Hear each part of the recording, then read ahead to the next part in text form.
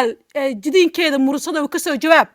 hiraabka carar hiraab u soo orod adoo ahaa shalay markay in adeeraday madaxa ka tumayn ana ay soo carartay markaasaa ku dhan madax inaa kuu salaax meesha ii seexo shalay baad oomeed wataa soo galay mursado waxa idin weydiinaa libinta aa sheeganaysaan halkay ka keenteen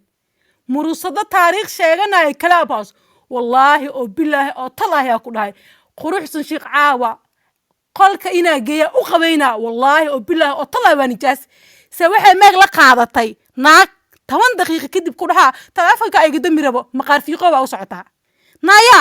waxaa tahay naagta 2021 degmada dayniila naaya dayniila oo buushasha degto